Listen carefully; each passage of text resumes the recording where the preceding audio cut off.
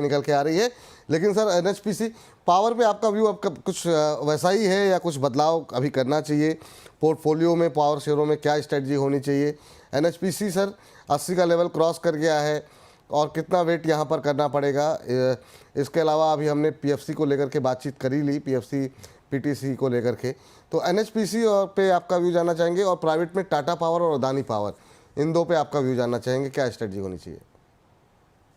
देखिए विपुल जी, last week जब हम लोग चर्चा कर रहे थे, मैंने दो स्टॉक रिकमेंड किए थे पावर सेक्टर से, जिसका नाम आप भूल गए थे, पावर ग्रिड पावर ग्रिड, बिल्कुल, हाँ बिल्कुल सही कह रहे और टाटा पावर उस समय 354 रुपए चल रहा था, आज 380 चल रहा है। अरे हैं। खुश हो जाओ, मुस्कुराओ थोड़ा सा।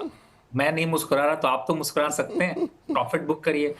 पावर ग्रिड 240 रुपए चल रहा था, तब से कह रहा था सिर्फ बाय करो, कुछ मत करो। अब जिसने नहीं खरीदा वो अब अंगूर खट्टे हैं, यही कहो, इसके अलावा कुछ नहीं है।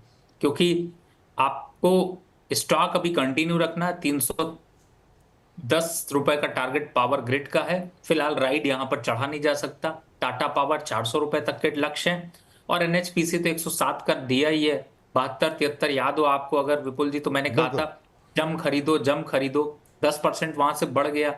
तो गिरते हुए मार्केट में बैकअप स्ट्रैटेजी अगर आप रखते हैं तो रिकवरी इतनी दूर नहीं है। और सिर्फ एक बात है, होता क्या है, जो ये छोटे छोटे लोग अभी स्टार्ट करते हैं, जैसे ही घाटा लगता है, सदमा लग जाता है, आत्मा बाहर निकलना शुरू हो जाती है। ये तो स्टॉक मार्केट में होता है। लेकिन आपको अपनी स्ट्रैटेजी बनाकर रखनी है, पेशेंस बनाकर रखना है। जिस चीज के लिए खरीदा है उसको वहां कंटिन्यू रखना है और जो टारगेट आते हैं उस पे ही आपको करना है। आपको याद हो कि मैं पिछले 2 हफ्ते के जो आपके शोज थे उनमें आपको सिर्फ एक ही राय दे रहा था, एवरेज करो, आप दबा कर एवरेज करो। बिल्कुल। मतलब जो स्टॉक्स हैं उन पे एवरेज करो, भले 20% ही एवरेज कर लो।